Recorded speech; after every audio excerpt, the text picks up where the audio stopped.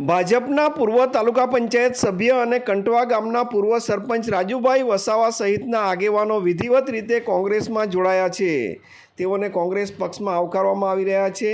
માંગરોળ તાલુકા ભાજપના કાર્યકર, પૂર્વ તાલુકા પંચાયત સદસ્ય અને કંટવા ગામના પૂર્વ સરપંચ રાજુભાઈ વસાવાની આગેવાની હેઠળ ભાજપના કાર્યકર્તાઓ વિધિવત રીતે કોંગ્રેસમાં જોડાયા છે, જેમાં પ્રકાશભાઈ વસાવા, કંટવા ગામના નટુભાઈ પટેલ તેમજ જાખરડા ગામના પૂર્વ સરપંચ મહેશભાઈ વસાવા, છનાભાઈ વસાવા સહિતના આગેવાનો જોડાયા હતા અને જિલ્લા કોંગ્રેસ સમિતિના પ્રમુખ આનંદભાઈ ચૌધરી તેમજ માંગરોળ તાલુકા કોંગ્રેસ સમિતિના પ્રમુખ વિરેન્દ્રસિંહ ખેર અને સાથે માંગરોળ તાલુકા કોંગ્રેસના આગેવાનો દ્વારા ભાજપના કાર્યકર્તાઓને કોંગ્રેસ પક્ષમાં આવકારવામાં આવી રહ્યા છે।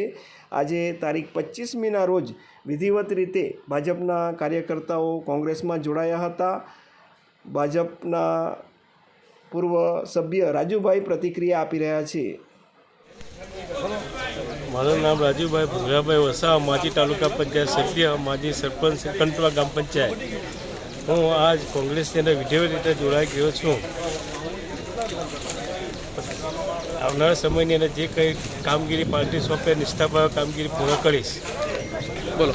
અમારા માજી તાલુકા પંચાયત સભ્ય, માજી સરપંચ છનાભાઈ પણ આજે રોજ જોડાયેલા છે કોંગ્રેસ પાર્ટીમાં, અને નટુભાઈ પટેલ તથા ઝાખરડાના મહેશભાઈ તથા પ્રકાશભાઈ પણ સાથે કોંગ્રેસમાં જોડાયેલા છે।